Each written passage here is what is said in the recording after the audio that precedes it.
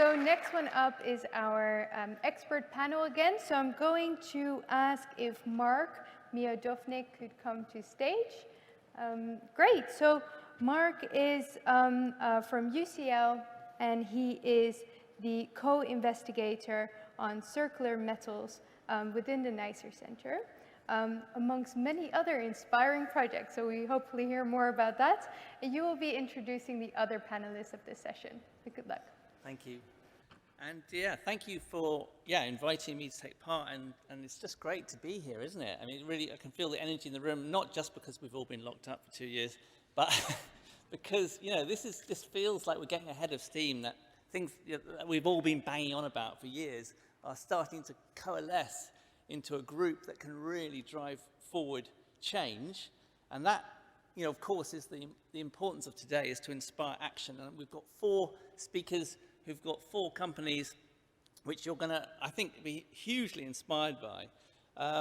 Myself, I'm part of the Metals Project, and I also do plastic waste. We've recently launched the Big Repair Project, which is looking at basically designed obsolescence of household appliances and electronics and the right to repair, and what the UK government can do about that. And we're gathering a lot of data, and if you haven't looked us up yet, please do look up the Big Repair Project, because it's all about trying to stop things becoming obsolescent before their time.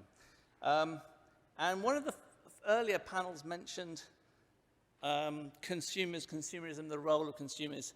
And when we had a round table with manufacturers about repair, that's what came out really strongly from all the manufacturers around the table. There were huge brands around the table.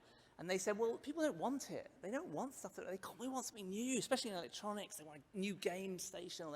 And we were really puzzled. And we were like, really? They don't want it? And they said, if they want it, we'll give it to them.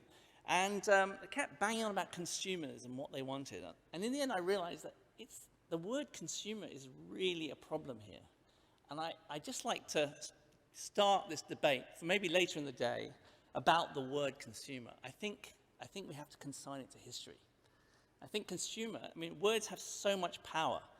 And by allocating your task in life and the tasks of millions to consuming products, we're sending out totally the wrong message. People should be recyclers, repairers, maintainers, custodians of the material world, right? And I think if we don't change the language, if we don't stop using consumer, I think we're in trouble. So that's my pitch for starting a debate on consumerism. But now I'm going to just let my panel do the talking and invite them up on the stage. We've got Thami Schweichler from Makers Unite, and I'm going to do a bit of a shout out. If anyone got any Patagonia clothing on today, wearing Patagonia clothing, because if you have, his organization are, You've got some, haven't you? Here he is, Thami. They are doing the repair. It's a lifetime repair guarantee on that clothing. Have a seat, yeah. I'm going to let you introduce yourself in a minute. Kresse Wesling. Kresse, yes, from Elvis and Kresse. And in fact, anyone got any Elvis and Kresse clothing or garments on? Yes, I know there's a few people here with your garments on. So you'll be interested to see what they do. So they're basically rescuing waste materials and making it into stuff that's very, very high end that people want to hang on to for life, but Kresse will tell us more. Pawel Kisielewski. Where's Pawel? Yeah, Pawel. Hi, Pawel. Now, it's much harder to do a shout out for this organization. Anyone here exporting CO2 emissions they don't know what to do with? Anyone emitting CO2? Because Pawel captures them, and he'll capture them for your company. And they are world leaders in this, and he'll tell you more. And then last but not least, Hugo Powers. Hugo, yes. Hugo from River Simple. And if you passed a hydrogen car outside, then it's his. Did you drive it here? Yes, all the way from Marble Arch. Nice. Anyone here got a hydrogen car? Anyone here want a hydrogen car? Yes, okay. So look, there's lots of people here. So great, we're going to crack on with what we're going to do is I'm going to let each of the speakers have 2 minutes to tell you a bit more about them and their company, and then we're going to go into a bit of a panel discussion between us, and then we'll open it up to you all. So over to the panel. Shall I say? Thami, do you want to start? Yeah, that's a better cue.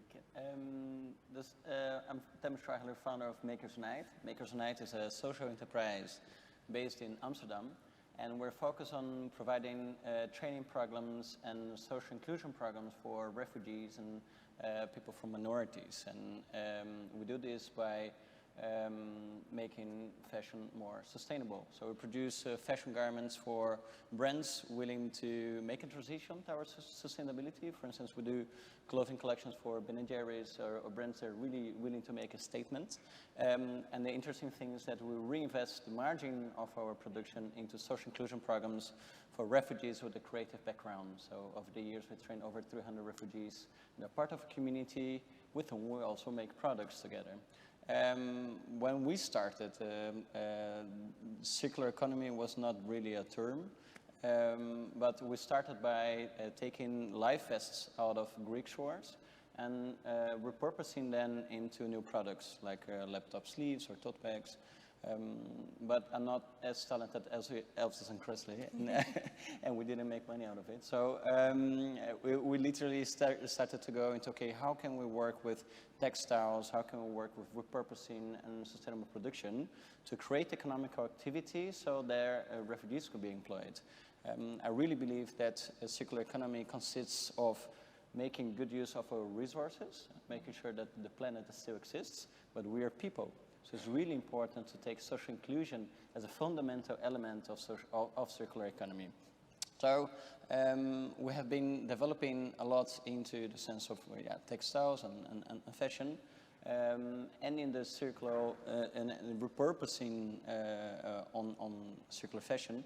Repair is the next one on the line. So we have been collaborating with brands. They're developing their work on repair and developing their ability to convey to the customer of why repair is so important, because it really is a massive way of reducing pollution from the fashion industry. And the leader on the market is Patagonia, with whom we are setting up a repair center in Amsterdam to employ refugees and minorities through an academy. They get a job at the repair center, which is also now going to be shared with brands. So it's going to be an open source platform to be connecting to brands, creating social inclusion, and facilitating the creation of of economy activity.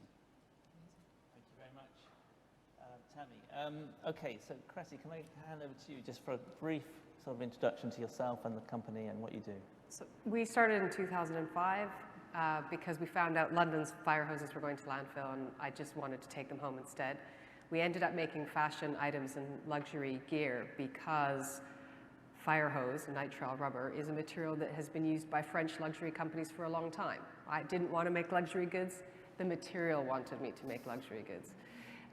We've always given 50% of our profits to the firefighters' charity because I share your beliefs that sort of a circular economy is only circular if we have circular flows of capital as well.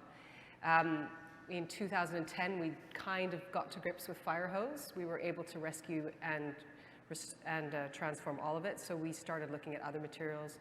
We started a leather project. Burberry was the first real partner for that. And we've been working with them for, well, since 2013, really. And now, in the pandemic, I decided to tackle aluminium litter. We litter in this country 16 million aluminium cans every year.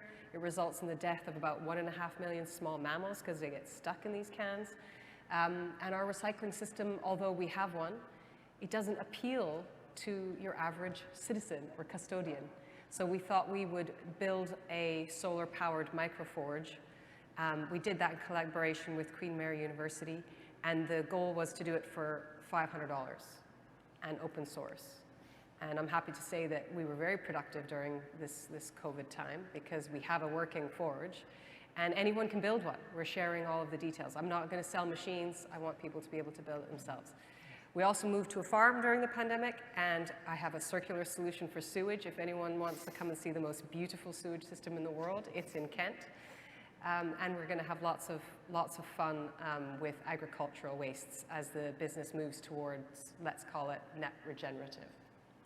Thank you very much. And the segue to agricultural waste is just perfect for Pawel, I have to say, because that is, what, am I right in thinking that's one of the inputs to your process, Pawel? Yeah, no, better than that. I'm going to be first in the queue to come to see the sewage. Seems a strange thing to say. CCM Technologies have commercialized one of the 4 applications of our core carbon capture and utilization technologies, and that's the creation of sustainable fertilizers. What we're doing is using CO2, normally considered the devil incarnate, and using it to bind together other waste streams from industry and from agriculture. We've commercialized it, so we're working with 4 different sectors: water treatment, food manufacture, agricultural waste, and horticulture. And the first 2 are obviously the big ones. So our key customer and food manufacturer is Pepsico, going back to big companies being responsible for their supply chains. Pepsico, I think, is a good example of that. So the illustration of that is where we're taking the waste from potatoes as they transform them into a crisp, or to a fry if you're in other countries. The CO2 that comes from the potato processing factory that would otherwise go to atmosphere, and ammonia and phosphorus that will be normally tipped into the rivers by local water utilities. We're capturing all of those waste streams, creating a very specific formulation to be given back to the farmers to grow more potatoes, to put back in the front end. And very similar on water treatment, but I won't touch on that yet. But we've got lots on sewage that we will talk about. Thank you very much. Okay, Hugo. My name's Hugo Spowers, River Simple. I am a recovering motorsport engineer. Got out in the 1990s for environmental reasons. Not knowing what I was going to do, but I knew it was going to be nothing to do with cars. And I thought the only future for sustainable cars was better batteries, basic science, big companies, big labs, not my sort of world at all. And then I found out about hydrogen fuel cells, which I believe have a complementary role to play. And but they're so different that I realized we needed to make a different sort of car. And that level of systems integration is what motorsport's all about, and so that's what I've been pursuing ever since. And in 1999, I did an MBA, and I did a major project on the commercial barriers to bring these cars to market, because I realized that although there's a lot of work to do, there are no technical showstoppers. The real problems are to do with people and politics and inertia. And so in my study in 99, we were talking about the sale of service as being a fundamental pillar of providing these cars. I then learned it was known as the closed loop economy, and it's now the circular economy. But it's been a central pillar for our technology, for our approach to business ever since. And I believe that the only way we're going to make significant impact is by being commercially more successful. And by keeping the car on our balance sheet, all our drivers change, we build a completely different sort of car. I don't want to be dismissive of the technology, because I'm always wrapped over the knuckles by the team for saying that the barriers aren't technical, because I don't believe any car manufacturer's got a car like ours outside. But essentially, it's the one luxury we have as a startup is a clean sheet of paper, and it allows us to do things that the auto industry simply can't do. Thank you. And your car is outside, isn't it? It's so anyone can go outside after this break and have a look at it. Indeed, yes. So I want to kind of kick off the panel just in discussion a little bit about this dichotomy between you know, you're all pioneers, you're all passionate people, you want to make a difference, and you immediately hit, as I see it, the wall of you've got to make money out of a startup anyway is hard, but out of a circular economy startup, like, even harder, right? Because financially everything's stacked against you roughly. But at the same time, we talked, and you can see it in all the ways in which you describe your companies, that there's other assets or other benefits to society that are not just about money. And I wondered if we could sort of kind of dig around a bit more. Like, what are we talking about being value? Like, if we redefine value as not just profit, but community benefit, refugees, jobs, local jobs, clean air. How are you all individually, and I'd like to sort of invite you all just to comment on this, how are you all individually pitching that to investors, I suppose, and to governments and so on? Because I feel that that's at the heart of making these businesses successful. Do you want to kick off, Thami? I mean, perhaps it's more obvious in your case, right? Because it's clearly a tangible benefit to the community. Well, they say in order for you to be a social entrepreneur or impact entrepreneur, you have to be very stubborn and very crazy, because otherwise you're just crazy. And I think that's very true, because it takes a lot of belief in order for you to get the message across. You're making a business that has to be financially sustainable, and you have to have an impact result that has to prove itself. So in our case, it really has to do with making the circle go round. So that means looking for investors or looking for parties, stakeholders. They're not looking at primarily as the financial return as a unique return on their investment. And we see a massive transition in the UK, in Europe today, towards impact investing, for instance. And this, in our case, is fundamental to have a group of like-minded stakeholders that are thinking along, okay, I'm here to get financial return because we all have to pay our rent or mortgage at the end of the month. However, I don't need anymore to have a bigger Porsche, so I should have a hydrogen car. I'd rather have a society that's working in harmony. And we believe, and I'm a strong believer that we are witnessing a generation in transition towards a purpose generation. I think the previous generation, or after the baby boomers, our parents were setting up their whole careers to have a bigger house and 2 cars in the garage and everything, and they got far from the children. And today we see a generation of people that want to travel, they want to experience, they want to have a product that has a meaning, because having solely financial return doesn't answer the question. So making use on this edge of this cultural wave that is edging is something that facilitates businesses that are doing impact today to bring the message across and making it financially viable. Thank you, yeah. And Kresse, do you want to talk a bit about that? Because I feel like in this case, the social aspects are kind of clothing and apparel, that you're very close to people's sort of hearts and souls, like people, what they wear, their identity. As we come up this line, we're more into other intangibles. But with yours, how do you, I mean, are you seeing a growth in the business because of exactly what Thami's saying, that there is a wave, or are you more pessimistic that actually that's, actually the majority of people still haven't worked out that they don't want 2 cars and 2 garages and a massive house? Is that really true? You can get lost in sustainable community bubbles, okay? Because the fastest growing fashion brand in the world is called Shein or Shane or whatever you want to call it. And it's a conscience-free zone. They don't do anything ethical. There is no information publicly available about their supply chain. And I'm guessing a lot of their clothes are made by minorities within China, where we're seeing a genocide. Like, let's just be straight. So that's a fastest growing company. We are a slow moving consumer goods brand. We have grown slowly. But we have grown because our message resonated with people. We never had to have a marketing campaign. We just told people the truth and they found that interesting. And it sort of defied demography, really, because we have customers that are 99 years old and customers that are 7 years old. And what we do is just tell them the truth and open the workshop doors and let them come in and see how we make everything. Transparency is a big thing for us, but so is quality, because I think the green movement for a long time failed because the quality isn't there. And that's why it's spectacular that you've got Ripe Office here, which is the furniture is as new.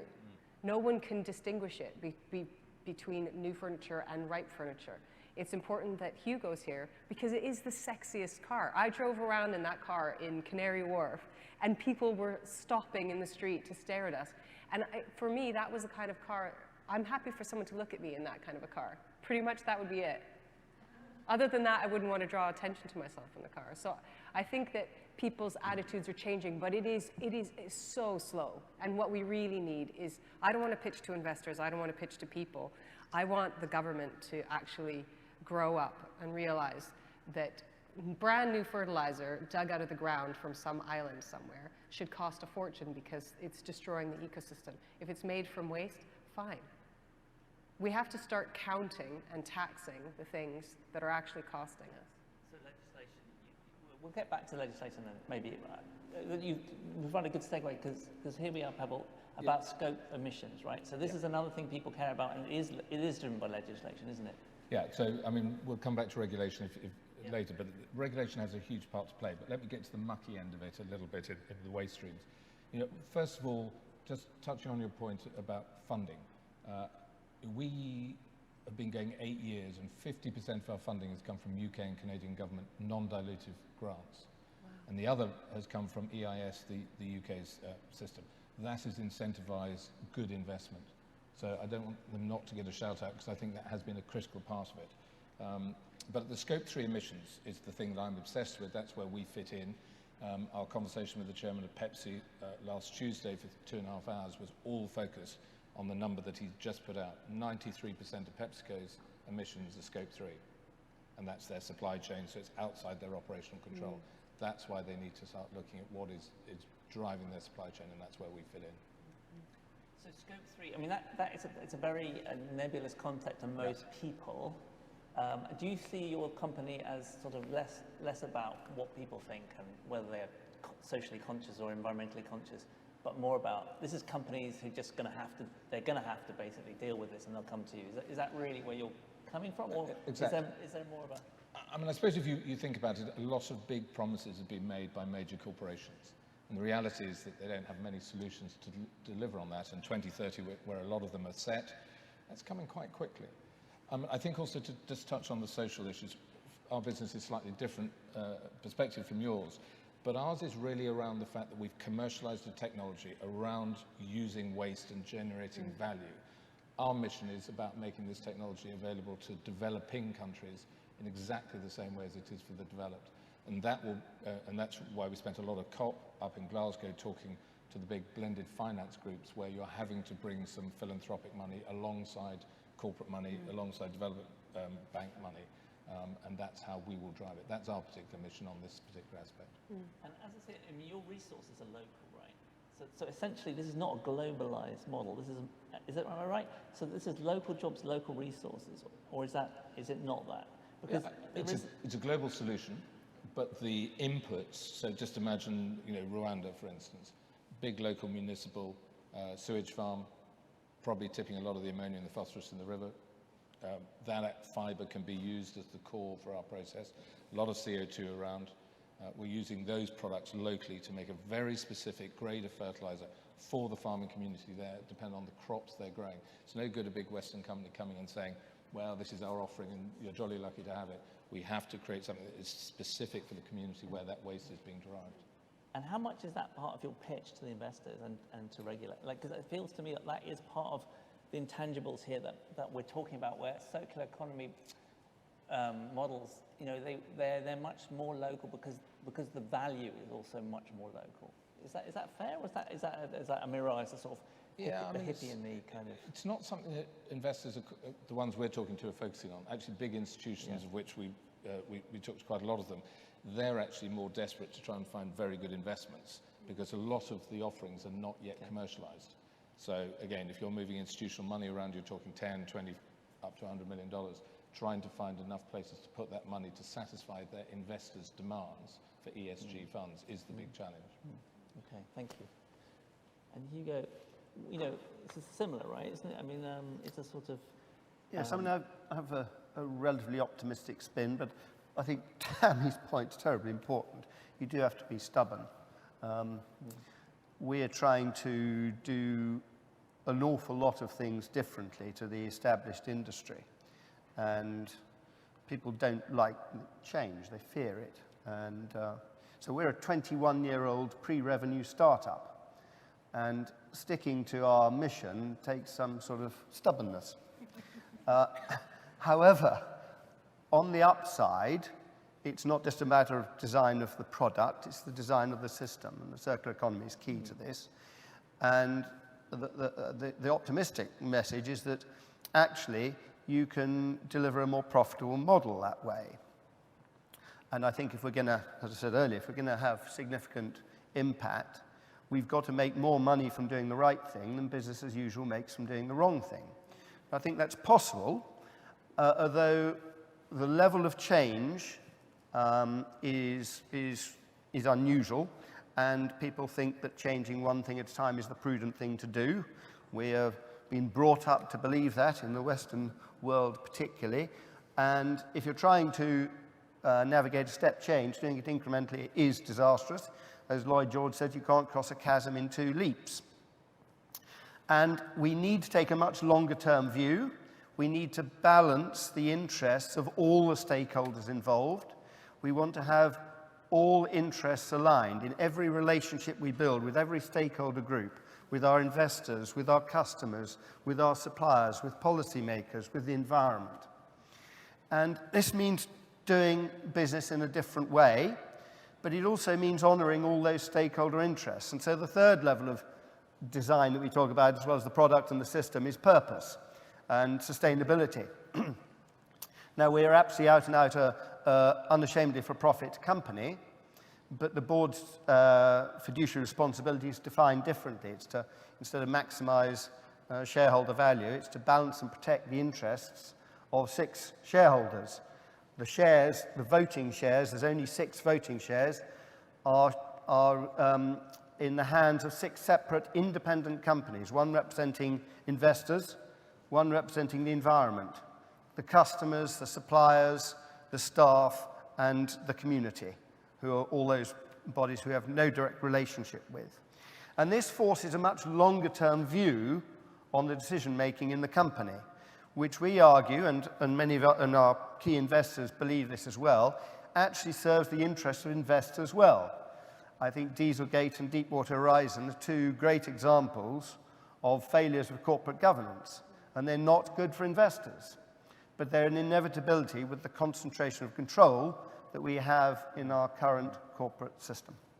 Yeah. Okay, so we talked about the sort of benefit and the value across and local and systems.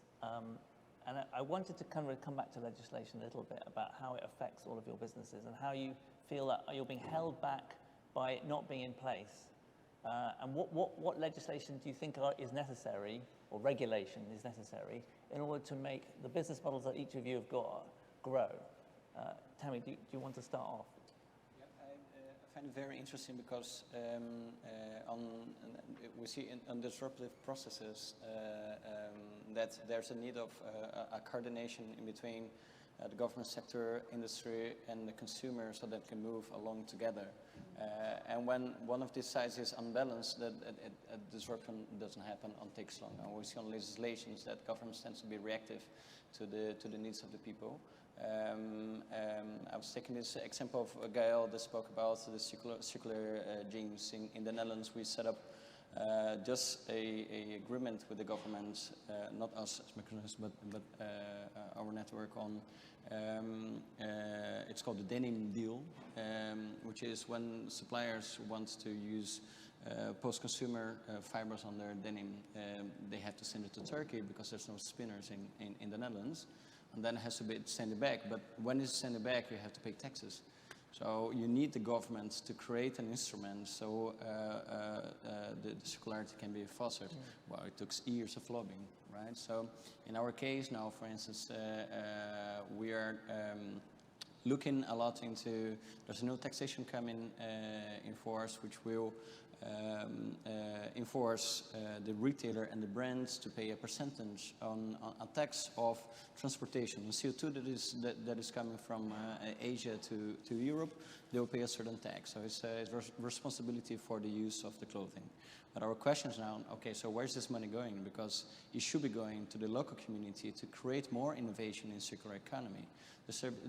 In our case, repair services, but there are a number of lease services and other types of systems that can be implemented. There's a lot of innovation that cannot take place because there's no financial means available. So I find it really important that the government can act as a connecting party, a connecting part of different stakeholders, because circular economy takes collaboration. No one's going to make this alone.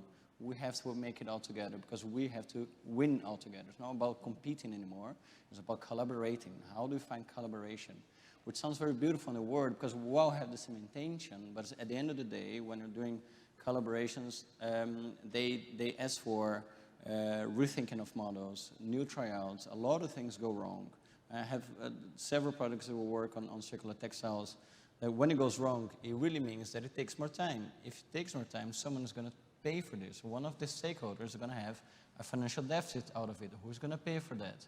So it's really important that the government comes as a facilitating party that can take conversion in this circular economy model, which is different. I think the big problem is that the institution is still thinking on circular transition on a linear way. So basically, we're thinking, okay, I give you money, you take me money. That's the way we do. But we're talking about impact that is measured in so many different ways than capital. We're talking about the impact on the environment. We're living in a cleaner planet. Who's going to earn the benefit from this? We're living with citizens that are happier.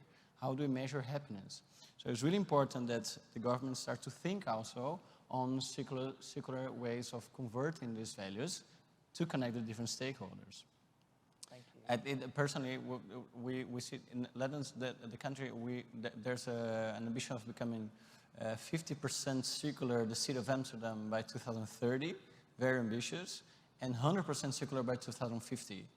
And then we look at the way that the government said, it's still in a linear way. So I think there's a lot of speed that is needed from the government sector to facilitate, or at least let the private sector grow. Thank you. We're going to open up to questions after this, so I think there'll be a lot of questions about that, but thank you very much, Thami. Kresse, what would you want the government to do to help your kind of business grow? Well, I don't care about my business growing. If we stayed at the same level right now, I'd be perfectly happy. We've got a great, wonderful team. Everybody enjoys the work that we do. I don't have super amounts of stress because I'm really not very good at managing people, and right now I don't have to manage any people. So I don't care about that. But I do care that we have modern slavery legislation that we don't enforce. So I do care that someone will call me and say, oh, why is your bag 300 pounds? And I'll say, well, because everyone here is well paid, and that's how much it costs. And then you see a bag that's 20 pounds, and I just know it's exploitation, and I know it's environmental degradation, and that's not priced in. We have to start paying for collateral damage, and I'm not sure what that legislation looks like, but certainly we actually already have the modern slavery legislation. And when items have been made where they know that there's forced labor, or a hint of forced labor, or the price is so low that there is no possible other way that it could have been made, then we have to stop allowing these items to be imported. Thank you. Yeah. Pawel. Yeah, I'm just going to try and pull out a few positives as well, so it's not all bad. I'm particularly struck by Thami's point, because I come to circular economy as a new boy, as an outsider. I, for 25 years, was a banker, so please don't judge me too badly. In finance, we couldn't even spell the word collaboration. We didn't know how to do that. And I've been particularly struck in the last 6 years by how that is a real thing, and it's very encouraging. The second positive is in terms of regulations. Europe has, for 30 years, allowed or encouraged the production of fertilizer using primary sourced inputs, mining out of Morocco or wherever you're going to take your phosphorus or your potassium. And it was completely illogical to their circular economy ambitions. So they did, in European terms, they did fast-track the regulation. And so in 2.5 years, they put in what's called FPR, Fertilizer Product Regulations, which now gives the same rights to fertilizer produced from recycled biogenic materials. So that was big and encouraging, and the UK is going to inherit that one. The one thing that I do think is that what government hasn't done, particularly in the UK, is recognise that there is some out-of-date regulation that is getting in the way. And so the request of government is to get this out of the way, because particularly in climate change innovation, there's an impetus and a need for speed. So one example of that is in sewage. I didn't know I was going to know so much about sewage 5 years ago. But there is a piece of regulation called sludge use in agriculture. It's 32 years old. I mean, that is nonsense, and that needs to be taken out of the way. Thank you. Hugo. Well, I agree that there are some upsides. we don't see any real showstoppers to us proceeding, but certainly things could be an awful lot easier. And the linear industrial model has undoubtedly shaped so much of our regulatory and world and financial systems. And there's a few, I mean, I can trot out a number of examples, but for one thing, we're keeping the car on our balance sheet till end of life. We can refurbish electric motors and put them in a new car. We can't then provide it as a new car because Trade Descriptions Act deems it no longer new. We keep the car on our balance sheet whilst the customer's using it. In fact, the customer is using the fuel cell. This isn't even on our balance sheet, but it remains on the balance sheet of the fuel cell manufacturer. We even want the mining company to keep the platinum in the fuel cell on their balance sheet. So multiple balance sheets are involved.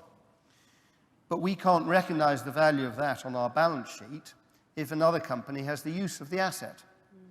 It's a classic sort of accountancy problem.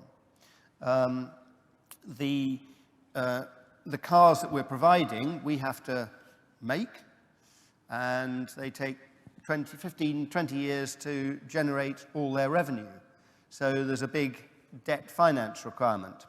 Now it is underpinned by an asset that spits out a monthly revenue stream for 20 years. So it's very attractive to the financial community. But it doesn't tick the boxes of the way working capital works. So it's a whole new mechanism of finance that the circular economy requires. So it's just a few of the issues that are shaped by the way in which we've developed our industrial system. Great. I'm going to open up to the audience now. I'm sure absolutely got a huge number of questions to you all. So, so what are the wider benefits? What is more value than money? But of course, you have to have enough money. How do we reform legislation to help circular economy work? How do we go from collaboration from competition? These are just some of the things we brought up. Have we got questions? Yeah, there's a question down here. And there's one there. Yeah, hi, thanks. Robin Brundle, Chairman of Technology Minerals and Recyclists Group. We're about 6 weeks away from opening the UK's first industrialised lithium-ion battery recycling plant. So I'm a little concerned to hear that there's this broad brush about taxation, especially for extractive industries. And my point is this, that in the lithium-ion, we're able to get 99.9% back of the battery to reuse. But the forecasts are that we can actually only produce around 20% of the raw materials required for the batteries that are required to energise the electric vehicles. So if you want to have electric vehicles, we have to have extraction of materials because we simply won't have enough.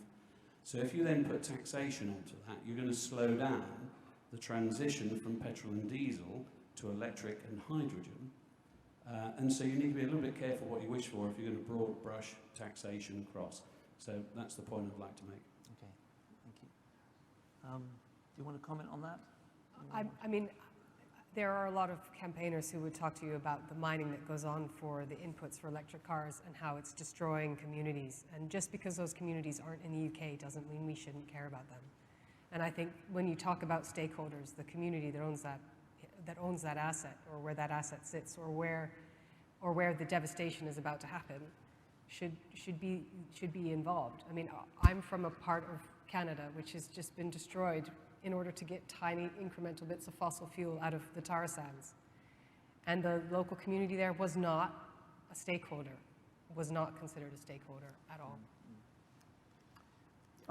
I completely... Go ahead, just have a quick... Yeah, so I mean, again, I'll pick up on that. I completely agree with you. Absolute sentiment, we shouldn't scar the earth anymore. 100% with you on that.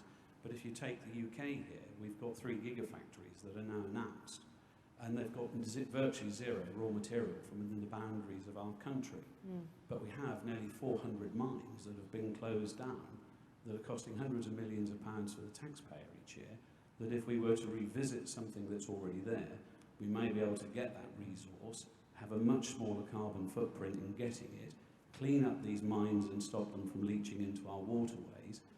And so you talked earlier about being in the round, and I think rather than specifically hitting each sector, I think the whole vision needs to be exactly, let's look under our noses and see what we can do better. Absolutely. Hugo, you wanted to say something too, yeah? Yes, I think it's I mean, completely understand that we're going to have to carry on extracting some materials. I think it's worth observing that the renewable-based world is massively more dependent on critical materials than the fossil-based world. Fossil-based world, we've been able to muddle through pretty much with steel and aluminium. And in a renewable-based world, everything from copper northwards in rarity, we require in orders of magnitude greater quantity if we're not careful. And it's copper, lithium, nickel, cobalt, neodymium, dysprosium. The list is fairly extensive. And because they're capital resources, it's not just cars that need it, but wind turbines, solar PV, all these technologies need critical materials. And we've got to get much, much better at resource allocation where we really need it most. And it's no good each industry fighting for its own supply of raw materials. This is where I think hydrogen has a key role to play, because putting a battery in a car that weighs more than our car does outside is not a viable solution if we're expecting to match the 1.4 billion cars on the planet today. Having said that, capital resources, we have to have an end game from which we backcast where we stop extracting capital resources. Because being less unsustainable is still not sustainable. It has got to be the end game that this is an interim solution to get us to a stable, resilient system. And we've got to close down mines eventually. And I don't know how we don't do that without paying for those resources. Because it's worth pointing out that we don't pay for capital resources mined from the lithosphere. We think we do. We pay each other for the right to dig them up. But there's nothing on our balance sheet to reflect the fact that there's a depletion of that natural capital resource. Zero. Thank you. I'm just going to, there's a question there and then one there. Yeah, let's get a few, but I think that we're bringing up lots of different things now, and we won't be able to get through all of them, but that's, I guess, the point of today. Carry on. Hi, Peter Starring, University of Sheffield and Circular Chem. So Pawel's touched on this briefly, and that is Scope 3 life cycle emissions. And the government it has an ambition, I choose my words carefully, for net zero by 2050. But legislation is in place which is legacy. How do we get the message across to government to move away from a linear economy to a more circular economy? Message across Could the they all government. go back to school? Genuinely, I think it's, if you had a lot of people sit down with maybe Hugo and Pawel to understand that it's systems level thinking that has to change. And then to bring back Thami's point, the government can be the ultimate convener and facilitator. That actually, this should all be really fun. We've all missed each other for 2 years. The circular economy is one big party. And I wish that we could see it like that. But it does require a massive re-education. And it requires not thinking about where your funding sources comes from. Because in politics too, funding comes from often linear supplies, right? So we have to think about changing the whole system. Yeah, I mean, just picking up on that point, taking a slightly different edge, sometimes seismic events cause change. And while the tragedy is going on in Ukraine, and I'm half Polish, so I'm slightly sensitive to it, we now find ourselves in a position in the UK where we import about 60% of our fertilizer. So we are importing carbon as a result of it's probably not being done in the same way as we would do it here in the UK or in other developed countries. So that's one consideration. But it is likely as a result of the gas price increases that capacity already in the UK will close down. And we already know the story of the CO2 issue up at Bellingham, which is the CF fertilizers. So government sometimes gets presented with a problem and there is a solution. So the ability to take waste that are local in the world that I live in, that can be turned in and replace fertilizers that we would otherwise be importing from other jurisdictions, has been brought into very sharp focus because of this seismic event. And so I think sometimes it's not in our control what the catalyst is, but we do have a catalyst now. The other one is I would also put a hand up for consumers, because I want to go back to your point earlier about consumers. There was a big report by Nielsen's, the global consultancy in 2018, which said that 83% of consumers would change their choice of purchase in a shop if it was easy to understand and read on the packaging that the choice they made was going to have an impact on the planet. Now, my guess is November 2018, it's probably got a little higher since then. So Pepsico are planning to produce a bag of Walker's Crisps by the end of 2023, maybe beginning of 24, which will have a stamp on it that says this is net zero. Critically, you've got to have the data to support that. That's part of what we're offering them, is the ability to have data integrity. It's no good them making a promise and not being able to support it. But I think consumers have a big role to play in a way they probably haven't had in the past. Thank you, yeah. I think to answer Peter's question, I absolutely would love the government to do more, but I think we're deluded if we're expecting governments to lead the way. And so they need a little bit of help, and you need to show them businesses that can make money. And ultimately, if you're creating jobs, you'll get their attention. And so I feel that that has to be the starting point. Start creating jobs, making more money than business as usual, then you'll get their support, and legislative measures will be taken to enhance that economic activity in the country. The other word that's becoming increasingly well understood in government circles is resilience. I mean, 20 years ago when I was doing my MBA, I don't think anybody knew how to spell it in government. And now it really is on everybody's lips. And the example you just given of having no lithium within our borders and 3 gigafactories planned sort of highlights the problem that there's a lack of resilience in that model. Anything that offers greater resilience, and circular economy certainly does, will get their support.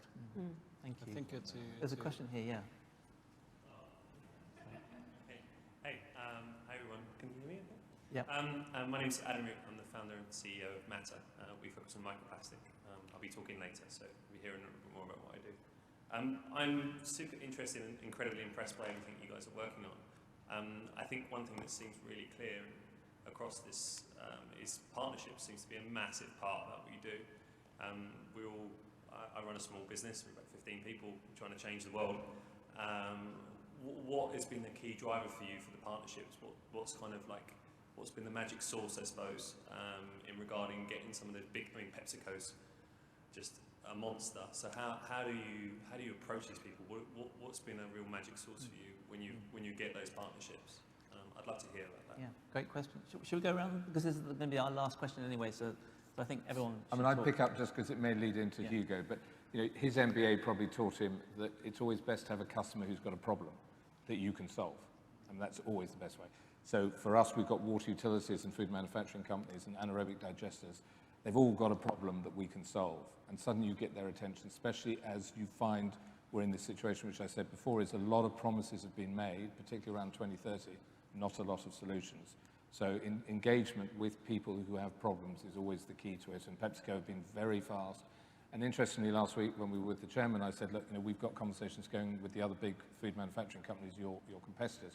How open are you to us sharing that information? He said, absolutely. No question at all. I bet that he wouldn't have said that 5 years ago. Thami? Yeah, I think something that's really, and to elaborate on this point, if you're willing to collaborate with a big organization or a big corporation, they're really slow to move, and a lot of them are making bigger promises that they cannot accomplish. As a startup or as an innovator, you are providing something that they would make very good use of. So if you manage to articulate this in a language they understand, and it's pretty much that you're going to be able to enter within the process.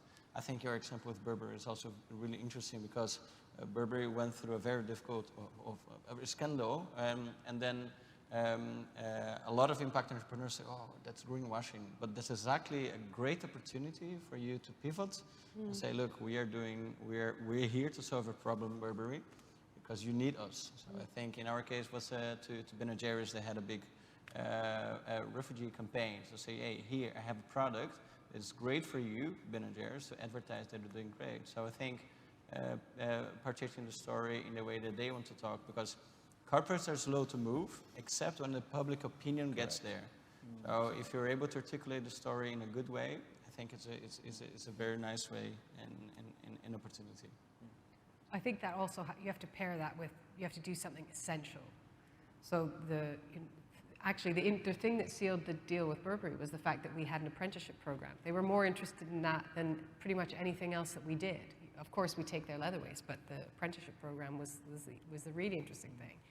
So if you're doing something really cool and innovative and wonderful, partners are going to want to flock to that. And then all we found we had to do is be totally 100% honest about what we could actually deliver. That's been why they've lasted. I mean, we've had a partnership with London Fire Brigade since 2005, and it's honesty based, I would say. Yeah. Thank you. We've run out of time, but I want to let Hugo just answer this, but it's got to be. Yeah. So yeah, we're a highly collaborative company. Like Kresse is saying, we're going to open source our technology when we come to market, but.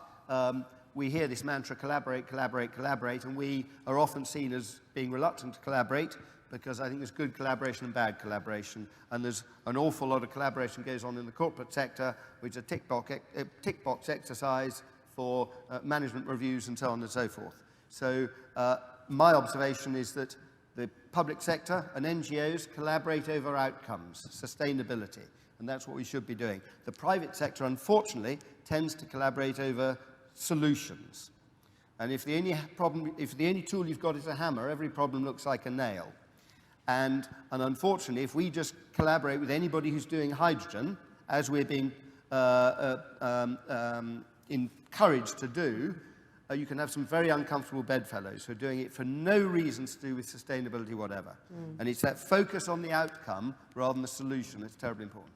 Yeah, that's great. Well, that's a great way to end, actually. And we've run out of time, but we've covered so many topics, and I hope it's been food for thought and also inspiration for action. I'm sure it has for everyone. It has for me. I'd just like to thank the panel, who've been absolutely brilliant and insightful, and also for your work of changing the world.